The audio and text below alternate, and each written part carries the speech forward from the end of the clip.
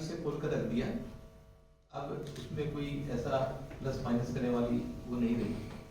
बस मैं थोड़ा सा उसके अंदर और ऐड करूंगा कि मेरे को इस सेवा भारती के साथ जुड़े हुए 4 वर्ष हो गए। इससे पहले और 4 वर्ष बाद जो मैंने अंतर देखा, मैं मेरा अनुभव कह सकता हूँ, जीवन बदल गया, जीना आ गया। तो जब ये चीज हम दूसरे लोगों से मिलते हैं और उनसे बातचीत चलती है, ऐसा तो बहुत लोगों के पास में है, सब लोगों के मन में भी है काम करने के लिए, पर प्रेरणा का स्रोत कैसे वो कर पाए, किस तरह से कर पाए।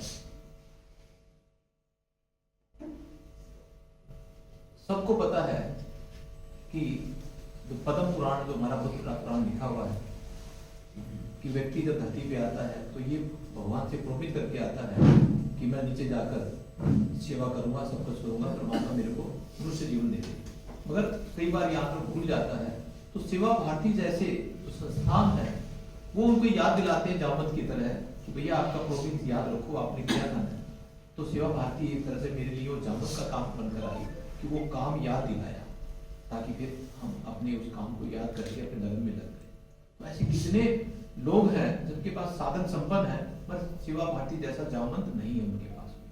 तो ये सेवा सम्मान 2024 जो कर रहे हैं या 2023 करते हैं या 2022 किया है, ये उन सब सेवा संपन्न साधन जन लोगों को एक प्रेरणा की तरह से याद दिलाना कि भाई आपका वो वादा था।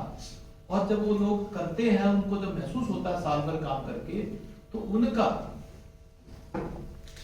हम और क्या दे सकते हैं, सम्मान ही दे सकते हैं।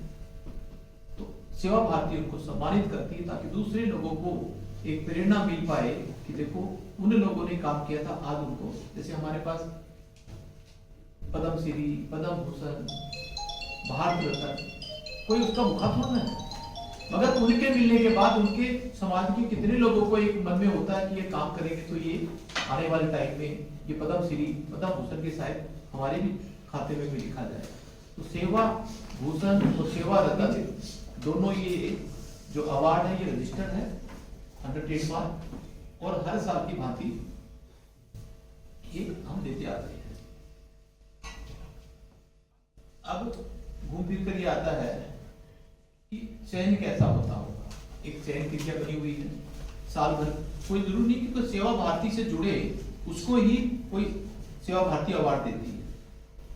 पूरे देश भर में और पूरे प्रांत में जिन्होंने भी किसके लिए वंचित, अभावग्रस्त, शोषित, पीड़ित उन लोगों के लिए काम किया हो और उनमें कुछ परिवर्तन आया हो, जिनके परिवर्तन के कारण समाज में परिवर्तन आया है, और समाज के परिवर्तन के बाद वो देश के परिवर्तन का भी काम करता है, उन लोगों को ये सेवा सम्मान देती है। जूरी है वो बड़े अच्छे तरीके से चिन्हित करती है। तो इस बार जो सेवा सम्मान के अंदर हमारे पास 2 ऐसे नाम आ गए जो सेवा रत्न का एक ही था, पर 2 इस तरह हो रहे थे कि किसको छोड़े किसको करें।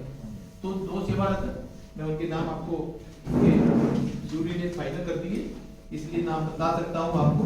एक सेवा के काम में बहुत बड़ा नाम माता झंडेवाला देवी मंदिर, उसके जो अधिकारी है वो निर्णय करेंगे कौन देगा, उनको सेवा रत्न का चिन्हित हुआ है।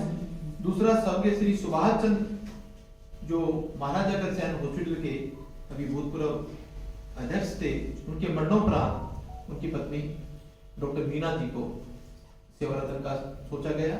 ऐसे काफी नाम है, यशपाल गुप्ता जी, वेद प्रकाश भेरा जी, ये सब सेवा भूषण है, क्योंकि काम उनका भी कम नहीं है, मगर एक नंबर 1 नंबर 2 जब चिन्हित करेंगे तो कोई तो नंबर आता ही है।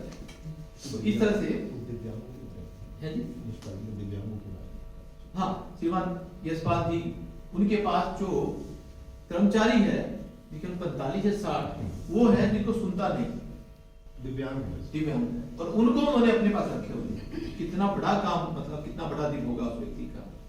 इसी तरह जादूगर सम्राट तो 30,000 शो किए हैं, इन्होंने 20,000 शो चैरिटी के लिए किए गए। अजय गुप्ता जी बचपन स्कूल वाले, इनका बहुत बड़ा योगदान शिक्षा में है।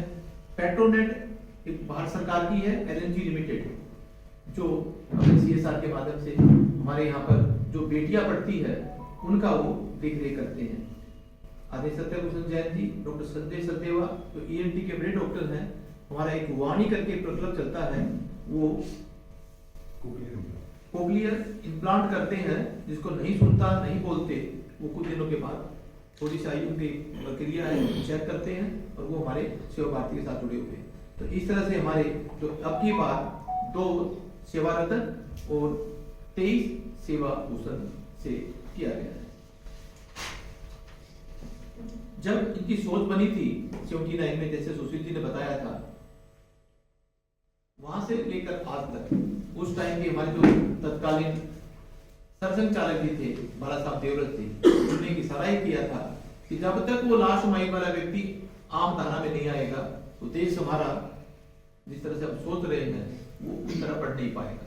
उनके इशारे को लेकर सेवा भारती का दर्शन हुआ और उस टाइम पे माननीय विष्णु जी हमारे एक प्रचारक थे, उन्होंने इसकी जिम्मेवारी ली, जिनका 2009 में स्वर्गवास हुआ।